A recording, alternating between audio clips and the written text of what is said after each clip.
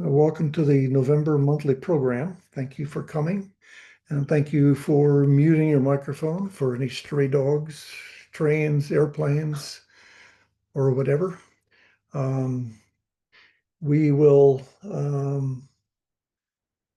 ask that you uh, put any questions you have in a chat. There'll be somewhere between 20 25 probably joining in tonight, and I'll monitor the chat and try to run this as a one-man show.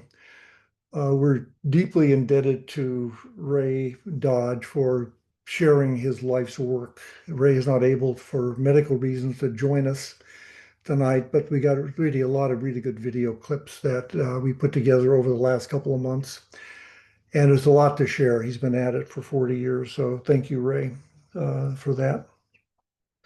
I want to point out that the few announcements, the Lincoln City show, the Coastal Carvers show, is on the weekend of Martin Luther King. So January 17th and 18th, a Saturday and a Sunday. If you haven't ever gone, go. It's just, register for that. There's another one in Salem. The Friday afternoon before that, on the 16th, Terry Moss is teaching a half-day caricature bottle stopper class. And there's a link to all of this in our newsletter. So I would encourage you to pay attention to that. There's also, it's hard to tell how many people are interested in fish carving. You obviously have some interest, but Ray is evaluating helping to put together a class, probably a 5-day class. It could be shorter, but normally a 5-day class taught by Dale Barrett, who regularly teaches classes in Redmond and at the Northwest Carving Academy in Central Washington. So I put an interest list link in the announcement email, reminder email for this program, and it'll be in the newsletter. It'll be in Q1 probably. So if you haven't, you don't have to have a commitment, but if you have an interest, put your name on that interest list, and we'll be able to contact you. I want to point out this is not a class tonight. It's an informational session. It's educational. You should learn quite a bit, but it's obviously not a class. Um, the the context for these monthly programs is to try to explore the breadth and depth of carving. Topics are all different. Um, there are other times when I've gone to programs like this and I had absolutely no interest, but I attend anyway because I learned something. And I figure if I can learn something every day, in 365 days, I've learned a lot. But you might fall in love with fish carving, or by extension, you might fall in love with bird carving or mammal carving or something else carving. But the goal here is to help educate us broadly and to help us appreciate the people that invested their lives in diving really deeply into this. Um, so I will get started. I got a PowerPoint presentation. It'll go about an hour, I think. There's a bunch of video clips that I will walk through and see if we can do that. So that's a picture of Ray. That's a picture of the brown trout that's been on the website for a while. Ray has operated under the Wild River Art logo. He used to live in Portland. He was a member of the Western Woodcarvers here, and then he moved to Lapine, south of Bend. Had normally half an hour, and lives on the Deschutes River. So you'll see a picture of his idyllic setting. I'm going to start with a series of photographs of his work to kind of think of this as jaw-dropping examples of state-of-the-art kind of things. I'll dwell, I don't know, 5 or 10 seconds. I would just encourage you to pay attention to some of the details on it. There's a lot of painting, obviously. Some of these images are zoomed in, so you can't appreciate the background or the mounts and the rocks that are there.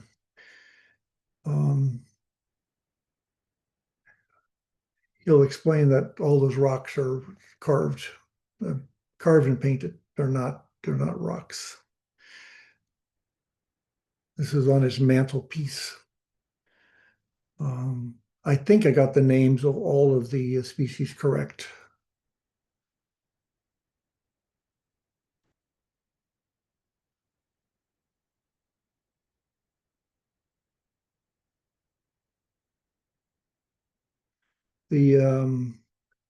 The mount on this one and Ray's favorite wood is juniper, which grows in Central Oregon, and it's twisty and curvy, and he'll explain some of that.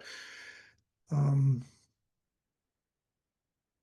you can see, obviously see the texture in the back of this one. There's three fish. You're only seeing two of them.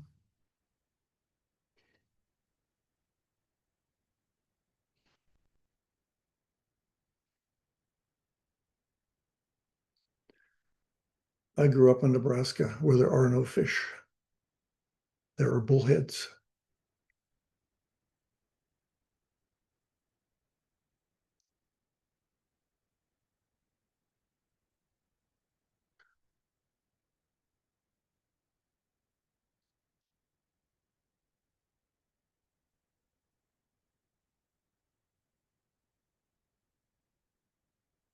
Most of what he carves are cold water fish, but he's got some freshwater, warm water as well.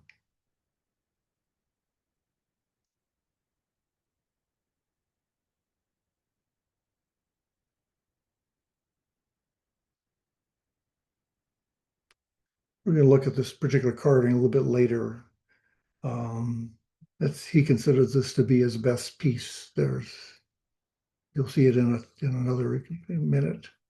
This is his entrance door. The door's on the left. Obviously, the details are zoomed in on the right side of these pictures. It's really a thrill. It inspires me to do something with my own door. This is actually a carved golf ball. We'll look at this again. And you think about how do you become a fish carver? Well, learn how to carve a rock and learn how to carve a golf ball. And after that, maybe you can carve a real fish. I'm not going to you're going to look at a very short movie. These are three-dimensional models that I've rotated and then recorded. It uses an app on an iPhone called Polycam, and it allows us to create three-dimensional models of any object or carvings. So then all of a sudden, you can kind of get a sense of the dynamics and the dimensionality of these carvings.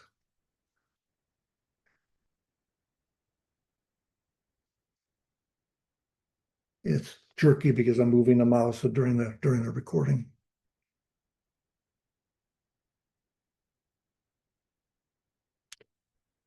This is one in his shop.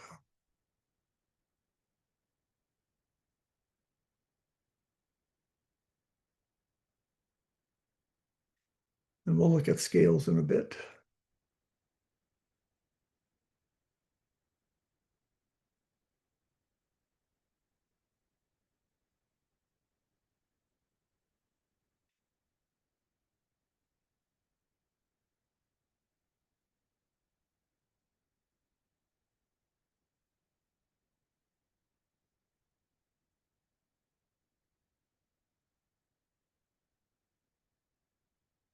The color accuracy of these 3D photos is not totally accurate. It's pretty close, but it's not accurate. So the two-dimensional photographs are better. Okay, we're going to now to go through a series of little video clips. They run in length from less than a minute to 4 minutes or so. Here we go. I am Ray Dodge. I'm an artist, a graphic designer, and a sculptor with a focus on fish. People always ask me, Ray, why fish? I think fish are beautiful. I honestly do. And birds are beautiful too. I'd love to carve birds. We need to take care of our animals and our birds. And if my art can have people stop and think about things like that, I will think I've accomplished something.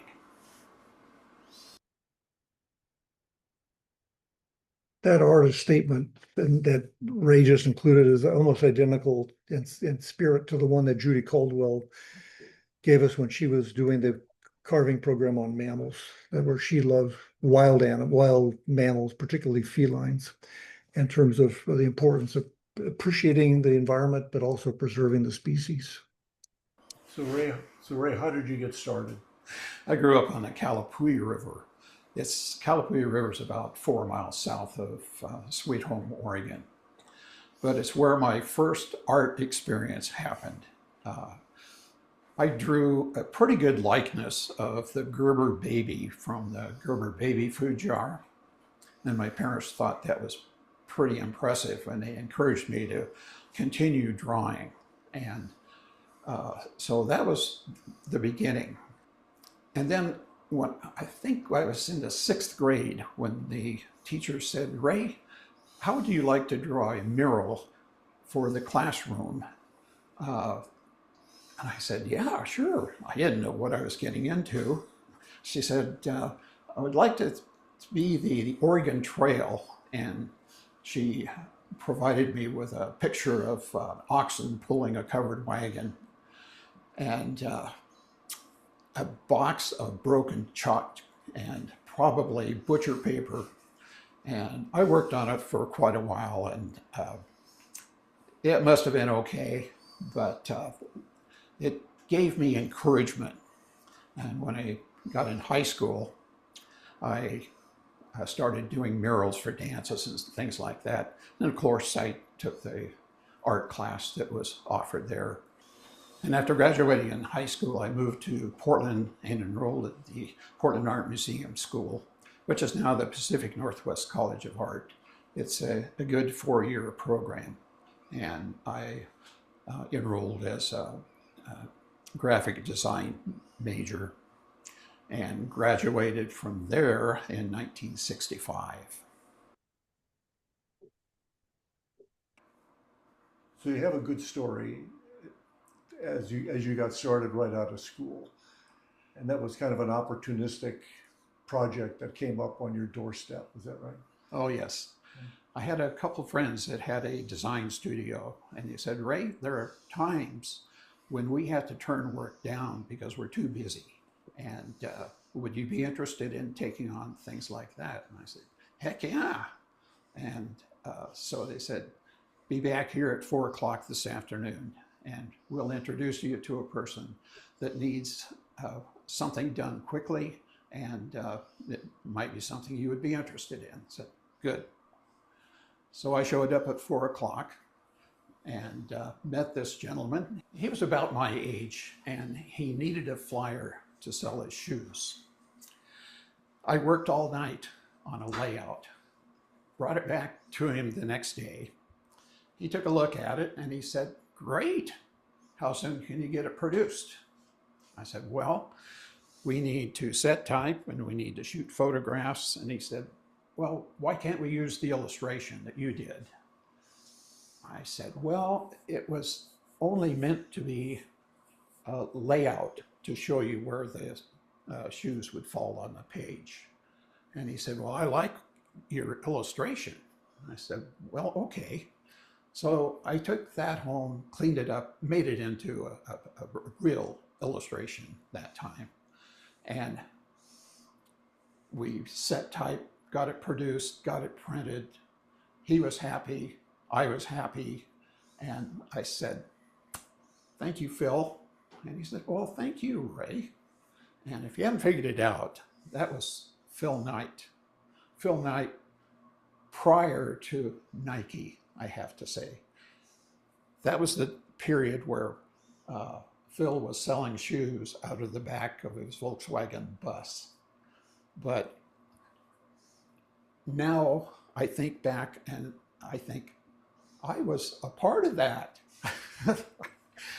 Obviously, that little flyer did very well. Phil's done quite well for himself. Personally, I feel I did quite well for myself as well. I had a great experience with my art working in the advertising Northwest. It served me well, and I'm happy to have gone through that whole period. But what a story to think back on. Two entrepreneurs just getting started, helping each other put it all together. And I can look back and smile to myself.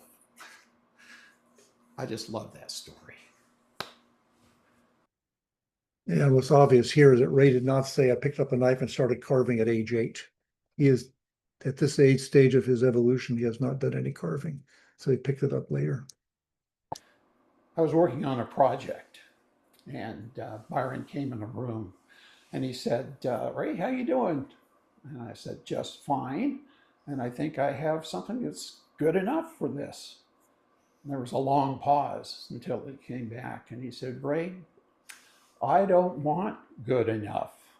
I want your very best. And I thought about it. And he said, when you tell me you have something that's good enough, it makes me think you may have stopped just sort of something that could have been great. I thought and I thought, and I said, well, I think you're probably right. Because basically what he was saying is, don't settle for good enough until you've tried other options. And I live by that.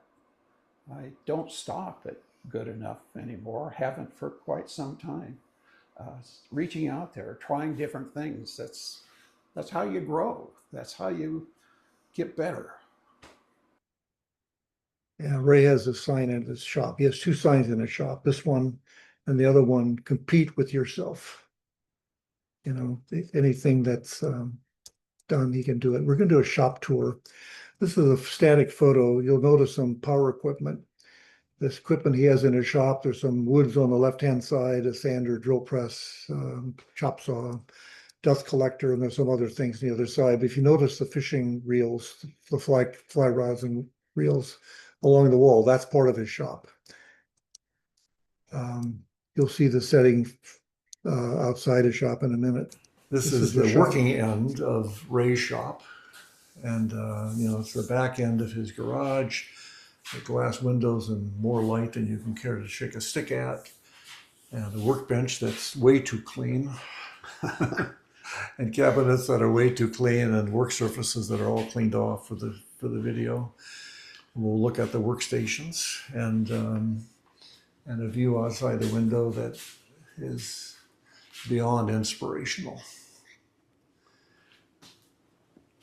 You built this shop, Ray? You had a chance to construct it from scratch? Yes, when we bought the house, this was one huge garage, and I needed a studio to work in. So I thought, why not look right out on the river where the fish are?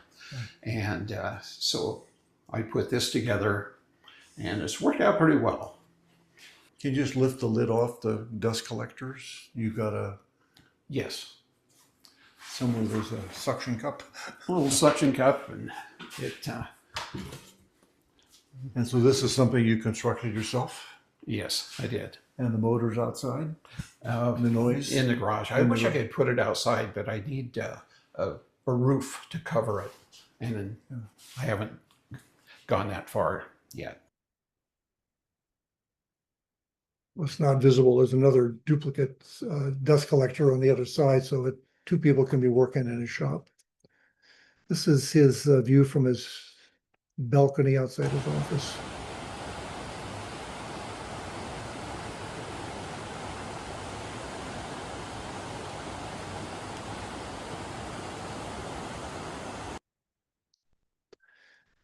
I met Ray about 5 years ago at a show in Sun River. There was an art show, and he had his fish there for sale. And I caught him in between people coming, and the things that he was doing were so spectacular that just, you say, it's hard to believe they're real. But this piece that's next is an example of his response to people that say, those aren't real, are they?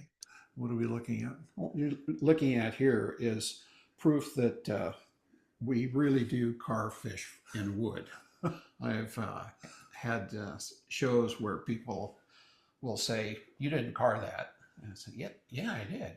No, you didn't. No, you didn't. I know, that's a casting. No, it really isn't. So I put this together so I could show them this is wood. This is where I carved the wood. And that's And where you that's what I painted. have. That's a fantastic. Yeah. And even the rocks that you said were real rocks are not real rocks. They're wood. So That's a great, yeah. a great thing.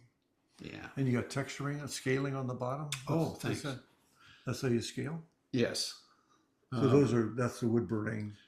Yeah. When I talked about toast, Yeah. that's a good color of toast, and it makes a nice, sharp, crisp scale.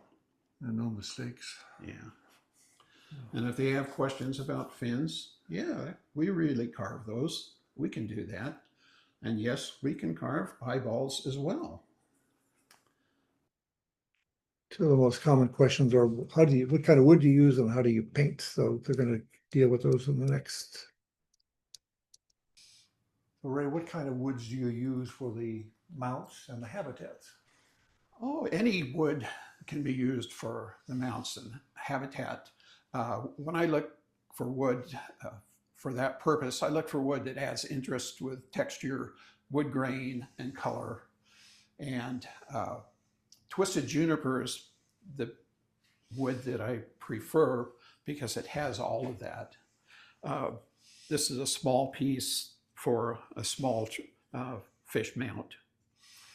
And as you can see, it has a lot of color, anything from the orange to the browns and getting in lighter. But also what I like about the twisted juniper is the flow of the grain, because it reminds me of fluid things like water for fish, and it's a lot of fun to work with. And if you were carving rocks, would you carve them out of Jellytong and Tupelo? I usually carve my rocks from scrap material. Scrap Jellytong and scrap Tupelo? Everything. Any wood? Everything. Everything. Okay. So Ray, this is your boneyard. Yes, this is what I call my boneyard. This is what they call twisted juniper. Comes from juniper tree, obviously, but in many cases, I find limbs that actually make a complete turn. And what I like about that is when it does twist, it leaves a beautiful curve that reminds me of something perhaps fluid like water. And of course, we're dealing with fish. And so you can see why a twisted juniper piece would work quite well. This is in a raw stage. But once you take the outside off, you end up with something like this. And you can see quite nicely here where the colors change in the wood. The grain itself will have that graceful curve that I'm looking for. And that saves me a lot of painting and changing. But it does get quite beautiful. I just love it. I use it a lot for my habitat and mountings. How do you strip the bark? Is it difficult? Not at all. I do it with power tools, and sometimes it's just one of the sandpaper tools. Stick it on, and it'll just come right off so easily. And let's see. Oh, here we go. Again, this would, if I used it, I'd probably set a small fish here, but it's just, again, it has those curves, and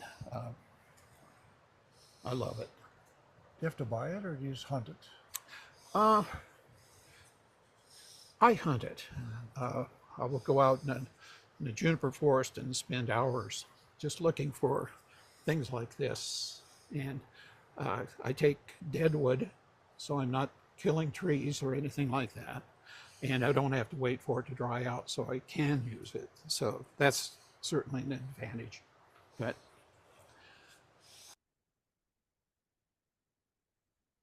What about scales? on fish larger than 12 inches, I prefer to burn them in with a burning tool. And it's a simple matter of getting your tip hot and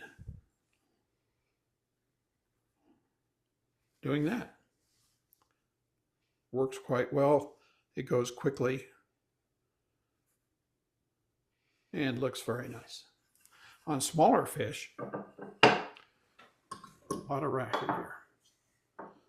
I simply press them in with a tool that I made out of a vice grip. This is the adjustment knob on a vice grip. Took it out, stuck it in a rod, and use it to press them in. Because all you really need for a smaller fish is to create a texture that looks like scales. And this worked quite well for you.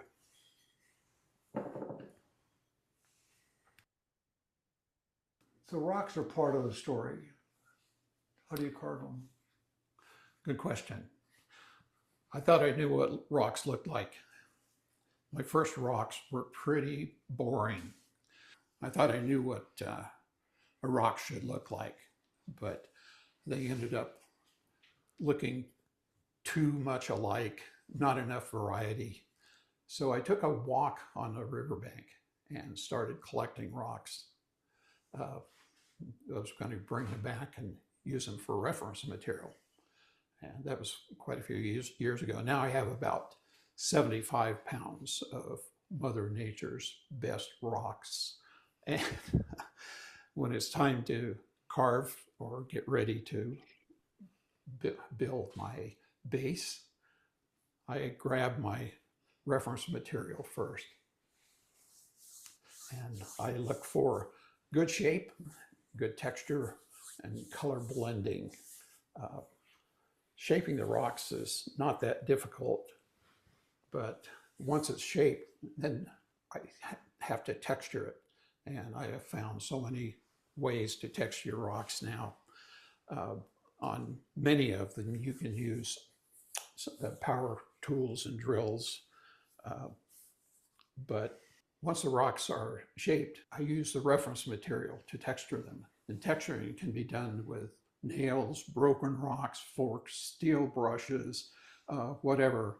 You have to use your imagination and wonder how these things are formed in the first place, and then find the right tools. And a lot of times it's just using one rock banged against the other, and you end up with textures that are realistic and work quite well. The painting of the rocks is a lot of fun. One thing you have to remember is before you start, you want to use a sanding sealer on it, and just to get it ready for painting. The painting method that works best is wet on wet. That wet on wet is basically a method that involves painting a wet surface and allowing the colors to blend, and it does create more realistic rocks that way. A lot of times I'll get the paint on and look at it and want it to blend even more.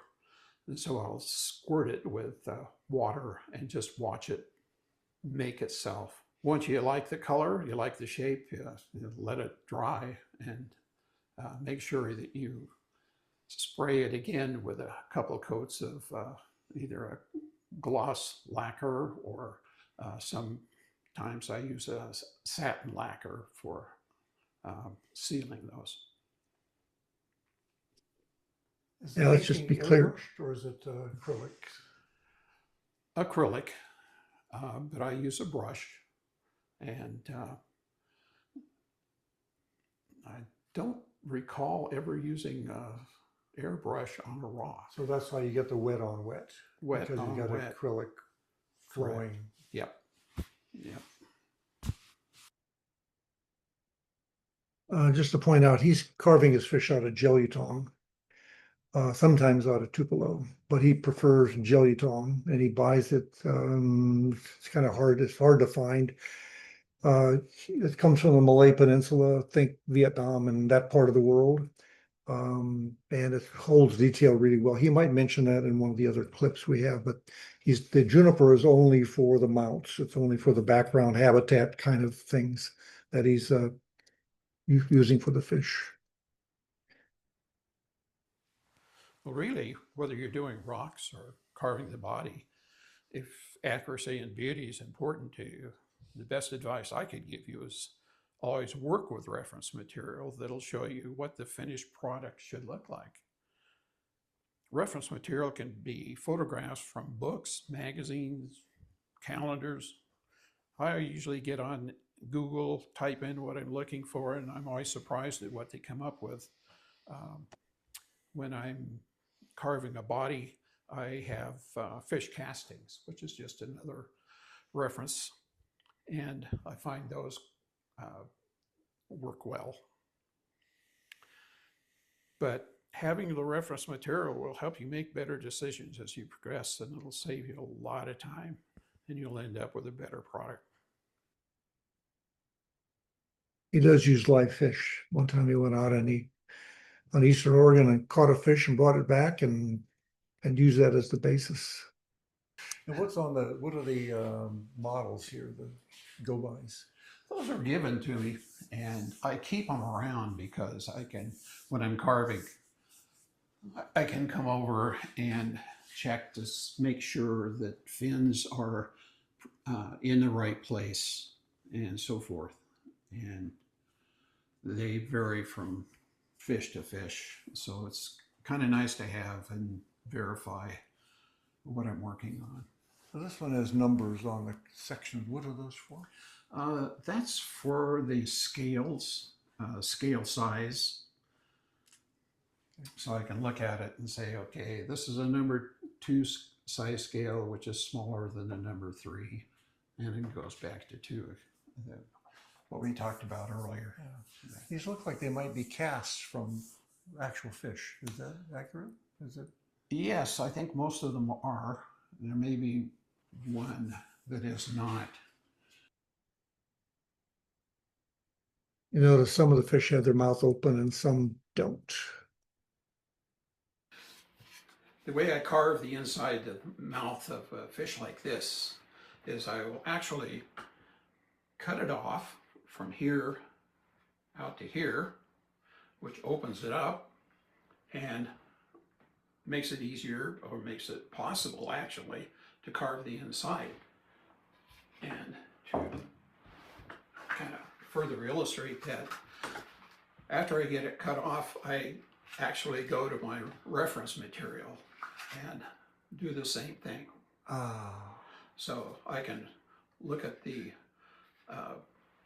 curvature of the mouth there and include all of the various things that happen inside that.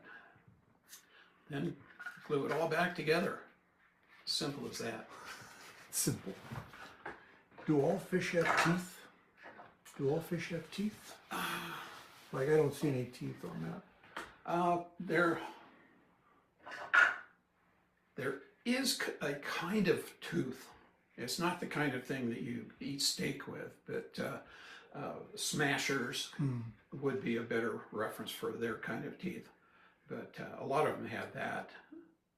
But many of them do have little sharp things in there that, you know, like in this steelhead up here, he could have a pretty sharp little tooth there all the way around on the gill thing or lip thing.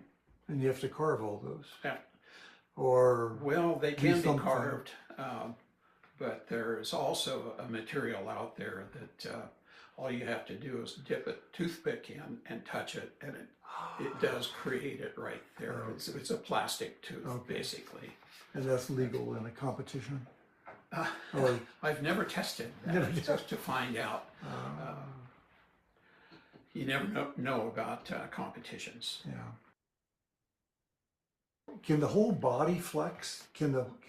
can you put a real big curve in it? I think you can, can't you? That, Yeah, right? you can. Before the backbone breaks? Yeah, yeah. But you do have to be careful. There's a limit. Yeah. And one way to get more action out of it is to kind of like on the golden trout, it's bent both ways. Oh, I see. An S shape kind of a thing. Yeah. Yeah. There's a lot more flexibility back here than here. So This is produced by the National Fish Carvers Guild. This is yeah, the guild you co-formed or formed, right? right. And that's now gone. Are those materials also lost other than the printed version? No, they're not. There are still several of these available. And one of the things I was going to mention in here when we get into what's available, one person that needs to be contacted is Dale Barrett. Mm-hmm. You know Dale. And he has these. And he said, if your organization is interested in any of this material, give him a call because he'll give them to you. So he was talking about obviously Dale Barrett, the same guy I mentioned about the interest list that might come to Portland to teach for us. Now, if you notice the logo on here, Ray designed that logo for them. They couldn't keep the organization going, but at one point they were pooling their interests together and buying large quantities of jelutong and then splitting it up around the country. Ray, there's always a lot of questions that carvers have, and some of the ones I hear about for fish carving is about painting and about layers. Do you layer paints? Oh yes, layering paints light to dark is necessary, and it will add good depth to your colors. So it's essential, but there's also a real good advantage for doing that. And what about iridescent paints? Do you use iridescent paints? Love them, love them. I use iridescent paints sparingly, however. Used properly, they'll add luster and help pull colors together. Too much and they just turn to yuck. And what about sort of action within a fish, independent of painting? How do you show life in a fish? Holding fish doesn't move much, but a flip of the tail says a lot. Other things to consider are extending the fins.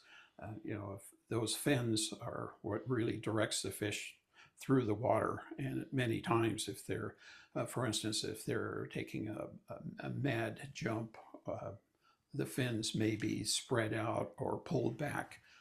Ray, how do you show realism in a habitat? Well, honestly, I only consider realistic habitat when competing in judge shows. Carving fish is an art, and art doesn't have rules.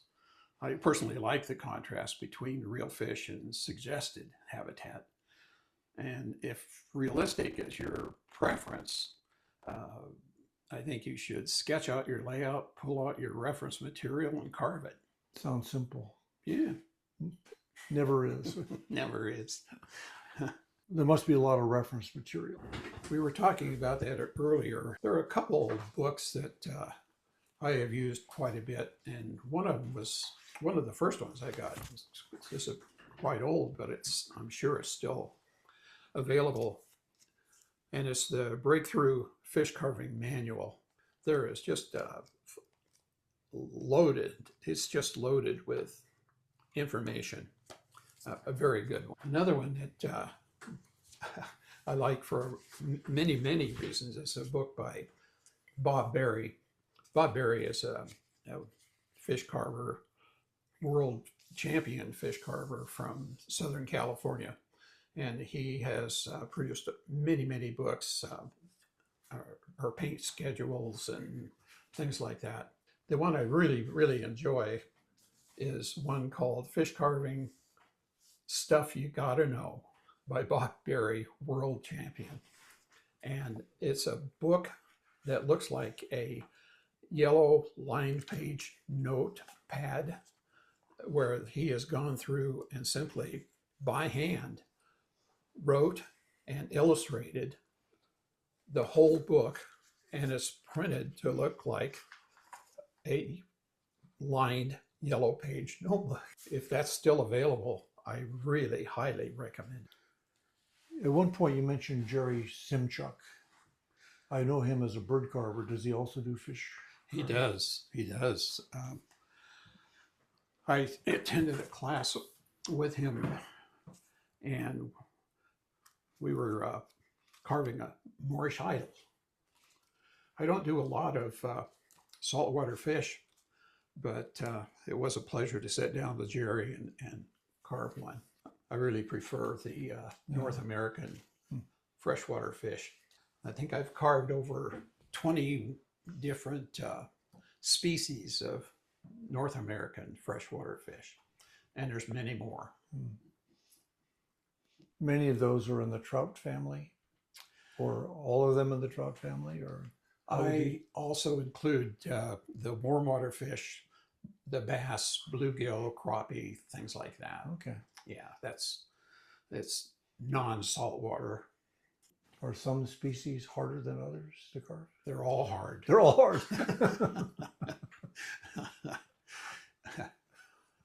You got to study. Yes, that's right. Oh. Get your reference material and go at it. Does the reference material ever include live fish in an aquarium? Yes, they do. They do, yeah. They definitely do. Rules for fish carving competition. Do you have that sheet? On the rules, if you go back far enough, you find that the rules for carving actually came from taxidermy. It goes back that far. They're the ones that set the rules in the beginning, and everything else came off of that. When I send out the link for the video, I'll have a handout, a PDF with all these references. This last one from the California Carvers Guild, they formalized their judging program for all of their shows over the years. And so this is just one set of rules. There are many, some shows are very strict, some are not so strict. Bob Berry passed away. He was living in San Diego, from what I could tell. I tried to find this book that he had called Fish Carving Stuff You Gotta Know. I found one copy. It was in Canada, and they did not sell any longer to the United States, so I was not able to get it. I did make a scan of the one that Ray had. It's copyrighted 2003, and if anybody is interested in a copy of that or looking at what that looks like in more detail, let me know. I did include one page out of that. It's a very interesting book. It looks handwritten, but it looks like it's that just was the design. There's two segments. This one's about 5 minutes on a non-painted fish, and the other one will be on a painted fish. Ray worked professionally in the art business, so he knew about painting, he knew about drawing, he knew about the illustrations, and he also knows about airbrushing. And airbrushing is what he does. That's those techniques that he's getting with the realism is largely coming out of his adapted techniques for airbrushing. Bob Berry, in his book, another book that's contemporary, an introduction to carving book, uses brushes. And I'm pretty sure Dale Barrett does some brushing as well as airbrushing. So it can be done both ways, but Ray is really a big advocate for that. But this is an example of a fish that's not painted that makes it possible for mere humans to get started. So here we're looking at a non-painted fish. And what is the wood? The wood is walnut. This is a one-piece fish. let's just concentrate on the fish and not the rocks below that. It's a one-piece fish.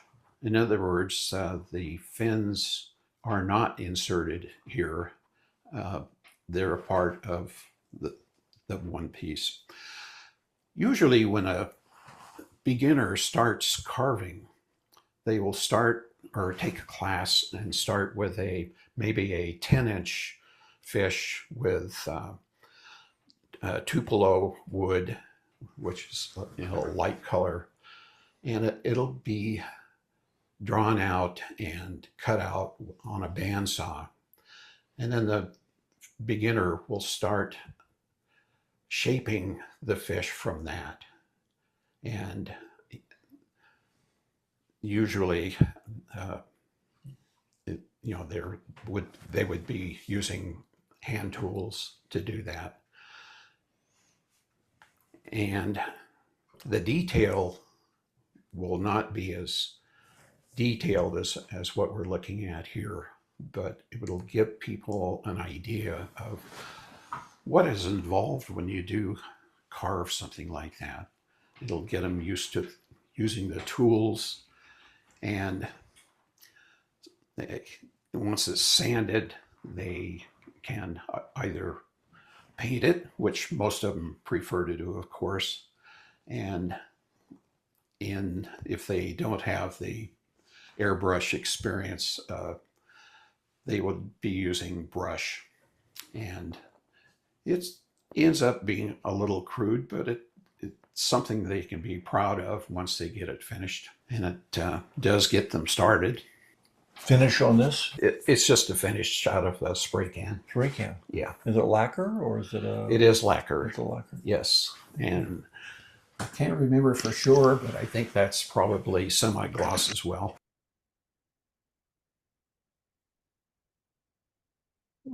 We didn't include the clip about some of the wood carving. Ray carves his insertable fins out of alder. So most carvers will carve them out of a Tupelo or Geluton.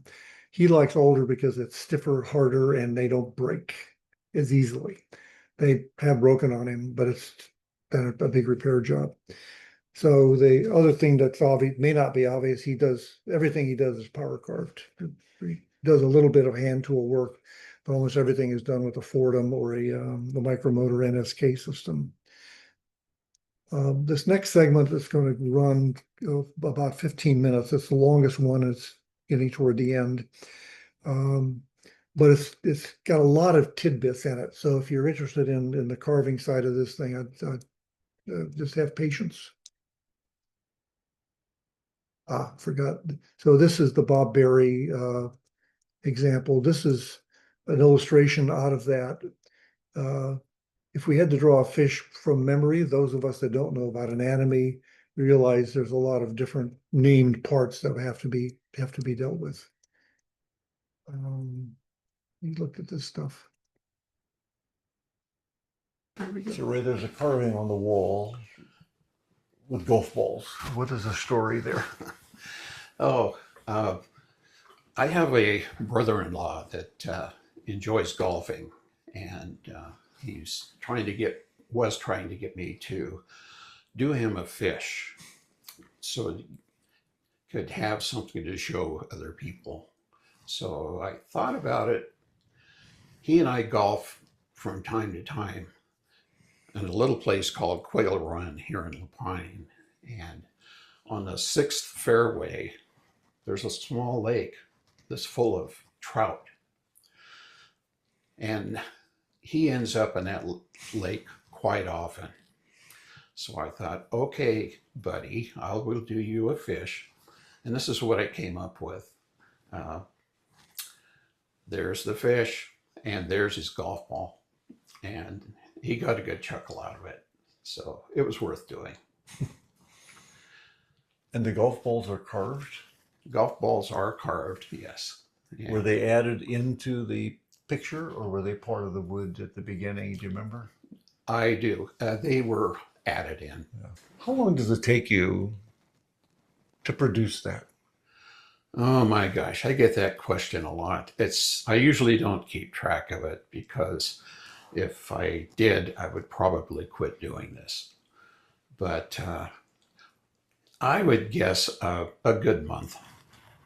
A good month. Yes, that's not 8 hours a day, but the spare time or the So that's the carving and the painting and the mounting and carving, painting, mounting. all Yeah, that. yeah.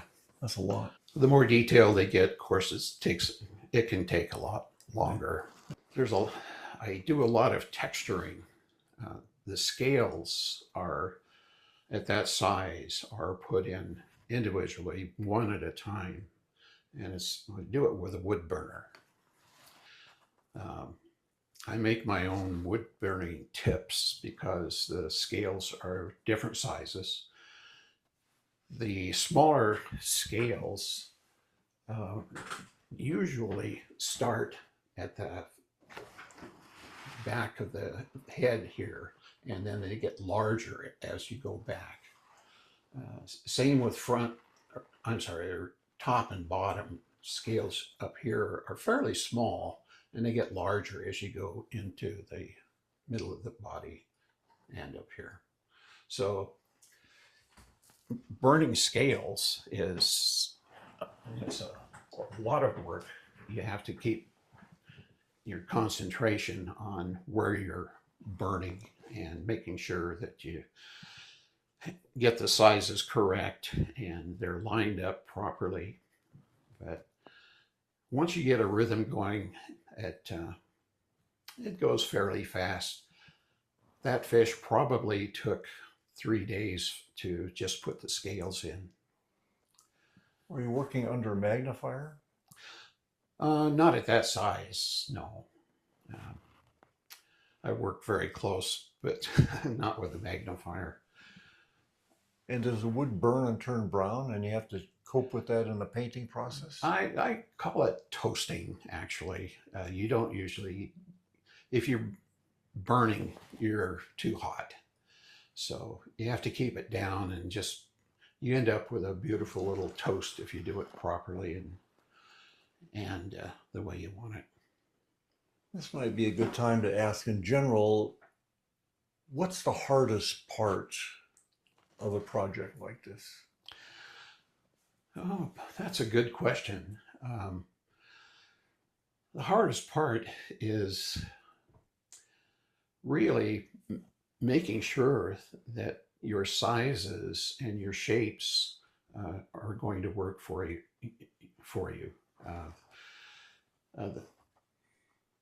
The body is done first, and then the fins are inserted later once you get the body done and the scales burned and so forth. Two different kinds of woods are used here. I use gelliotong for the body. The gelliotong takes details very nicely, but the fins get so thin. I use a much stronger wood. Some people use Tupelo for fins, and it works well for them.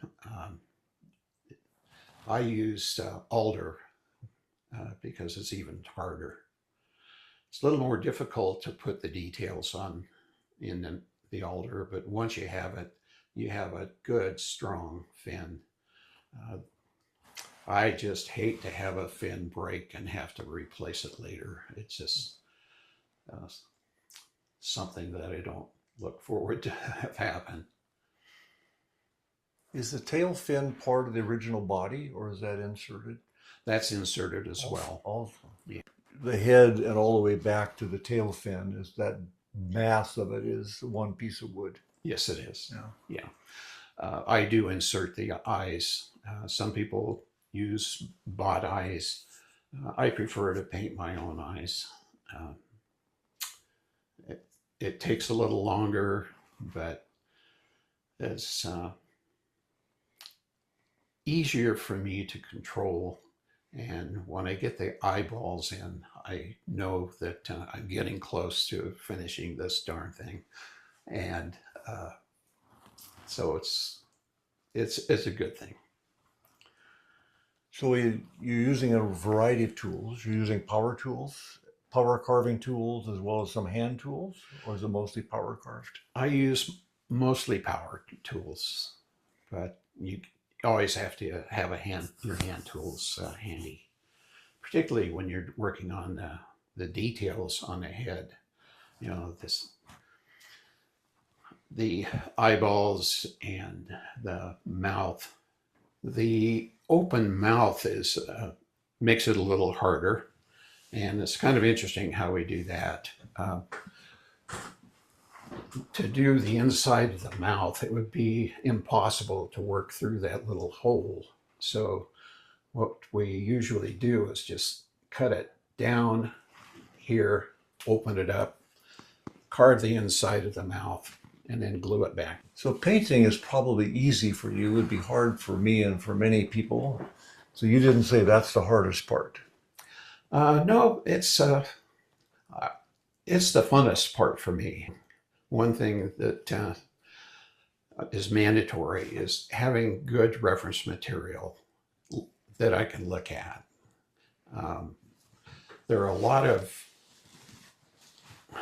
paint schedules out there available on the internet, and to anybody that's into it as heavily as I am, I guess.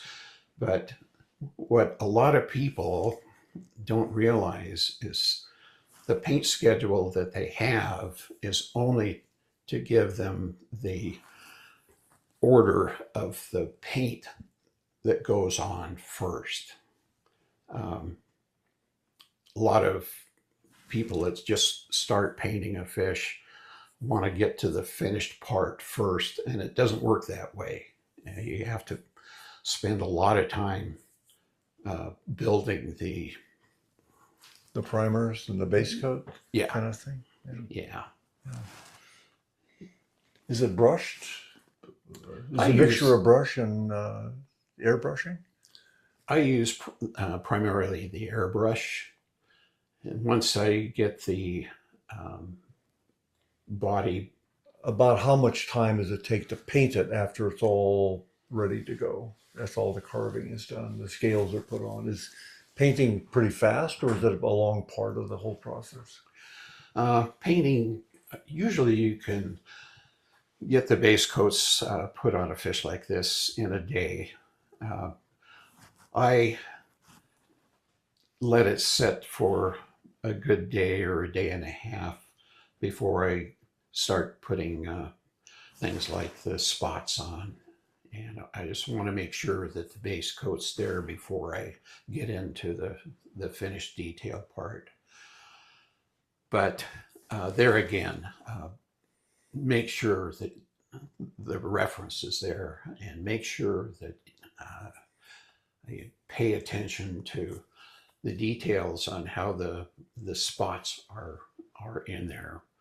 It's there's a lot more going on in the spots than people realize.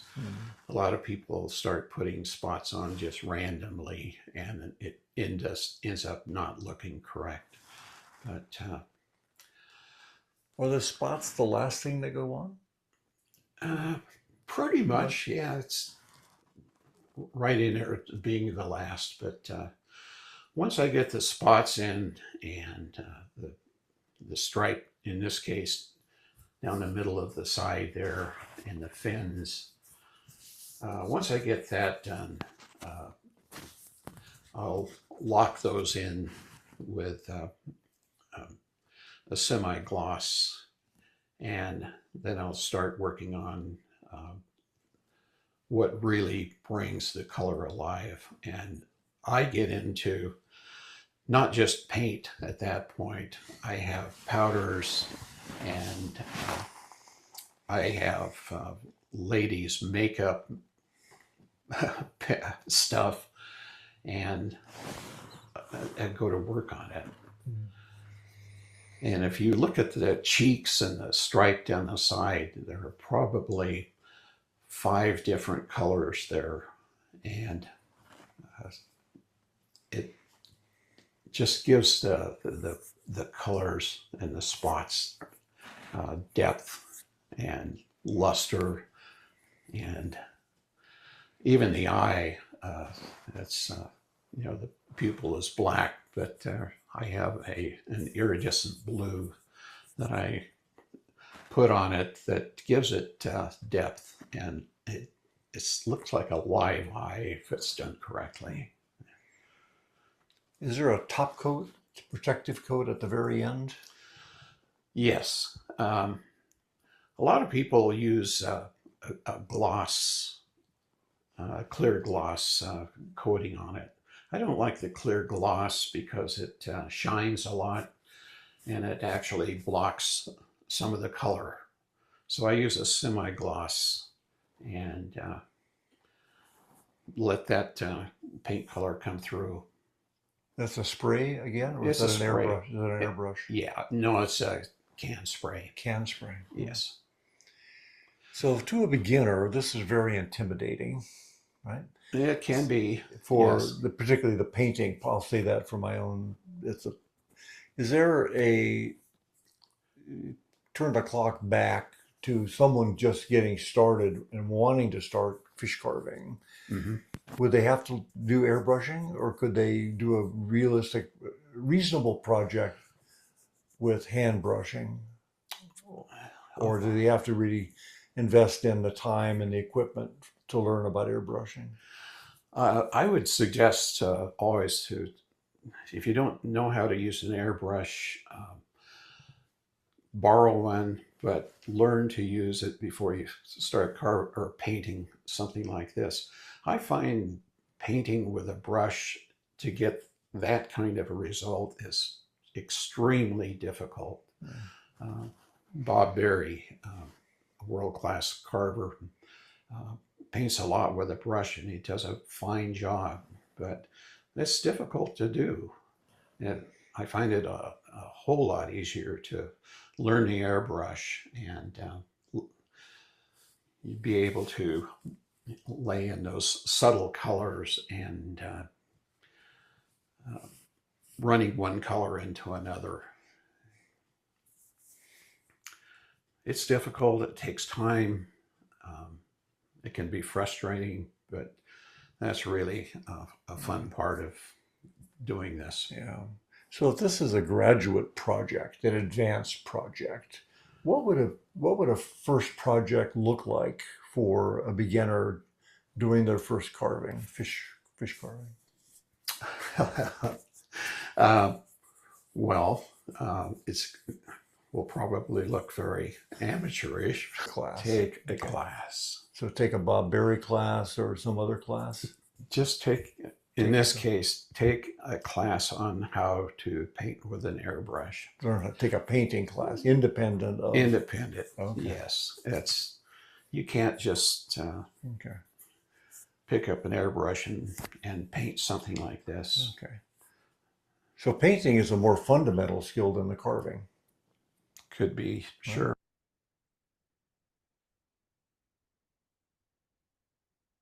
It's a humbling statement that he just ended up with.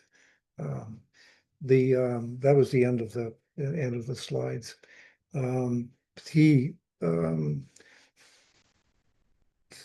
his message is actually very similar to some of the other speakers we've had, which is take every art class you can find, take every sculpture class you can find, take anatomy classes for the species or whatever that you're carving to look at it in depth, and not just use a stylized version that we probably carry around in our heads. What does a bird look like is a big issue, right? Because the species are so different, as are the fish. And trying to fall in love with something that you can go after and go after and go after becomes the issue.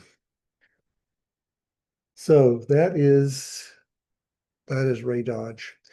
Dale Barrett taught a one-day class at the Columbia Flyway Show a year ago in Astoria. And I'm intrigued with whether or not there's a kind of a sampler beginning version that could be done instead of a 5-day class for people that have, already down the path and carving fish and want to get a lot better at it, to have a kind of break the ice kind of a class for doing something simpler. So that's kind of the background. Let me look at the okay. I will point out that there's in the resources section, I'm going to list again the free videos put out by Frank Russell called Fur, Fin, and Feather. These were a 3 DVD series that are classic and have been around for quite a while. He disappeared. He closed his carving school in Maine, moved and retired to Florida, and then we couldn't find him. But his DVDs live on, and they were put on on internet, on YouTube, by Fordham, who sponsored the creation of those. So Fur, Fin, Feather, the fin, he's carving a bird, he's carving a fish, and he's carving a mammal. They're all power carved using Fordham. And so they become projects in their own right. So if I were wanting to do a fish, what I would do personally is I would go look at that video and see if I could go down that path, because there's video instruction that is going to help me at least do the carving part of that. The Bob Berry book on the introduction to carving is contemporary, and it's in the second edition. Bob became, from my research on him, became the world champion fish carver in 1986. And then he went on and taught a whole lot of people how to carve. And he learned how to carve fish because he was a taxidermist. And he worked for a museum in Colorado doing taxidermy and then carving. So the taxidermy got his hands on the details of the fish. And then he was able to carry that on, and he fell in love with carving. He tells a story in his book that he really fell in love with fish by doing snorkeling in Hawaii and discovering the fantastic colored fish on the reefs on Hawaii. That changed his life, that fishing trip. And then he drove down that path and did all kinds of things. So it's interesting to see how people fall in love. And in Ray's case, the whole background starting early was fantastic. Getting encouragement from his parents and from his high school teachers, and obviously going to art school, and then working in the profession. He is obviously singularly focused on airbrush painting, and so that's a skill. You'll see Doug Carlson Swanson on your screen live. Doug is an expert in airbrush painting from his days in high school, and we did a program on airbrush, using the airbrush. So there may be a coach here that's in our midst as well. So that's a resource. Are there any questions for anybody? Any questions or comments? Any fish carvers? Any expert fish carvers amongst us? Turn your camera on. Let us know.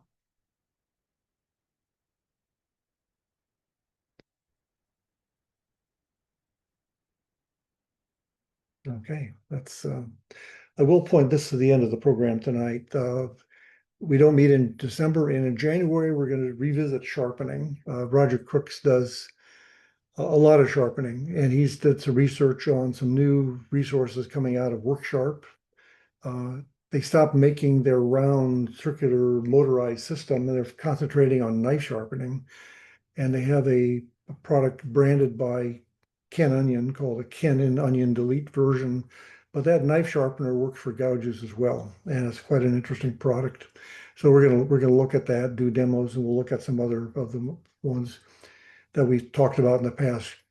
Everybody always struggles with sharpening, so we do that at least once a year. In February, the speaker is Scott Lang, and Scott is president of the Central Coast Woodcarvers Club in Morro Bay, California, if you will, halfway between Monterey and Santa Barbara. And he's been carving since he was a Boy Scout. He's been president for 20 years. And he's got a project called a bird in a cage, and it's I would call it an advanced whittling project. So you can imagine a bird cage with, 8 ribs on it, a little chain thing to hang it on, and inside there's a trapeze that swings inside the cage with a bird on the trapeze. And he carves that with a couple knives, one particularly long knife. It's an interesting project. He will work. He's not going to carve it, but he'll go through the stages of that and have some demonstrations of work in process for that. He'll be February, March. The current plan is to do what I call the best is movie night. There are a lot of videos, some historic, some contemporary, and I want to go through about 15 different videos and extract a few minutes, up to 5 minutes of some of those. One will obviously be the Leroy Setzel documentaries that were done, who is the Oregon's most famous carver. And many of us know him, some of us don't. So I want to make sure people are aware of that. Another will be from a 1980 documentary of 4 carvers that were working in Oregon at the time that a woman named Janet Barros was an associate professor at Oregon State and doing movie making. And she documented 4 carvers doing work in 1980, and it's quite interesting. So those are upcoming and on the docket. So they'll be in the newsletter. Thanks for joining. If you have any comments or questions, email me. If you have any feedback on this program, let me know too. I'll pass it on to Ray. If you have any questions for Ray, email me and I'll pass them on to Ray, and I'm sure he'll do his best to get back to you about that. So I guess that's it.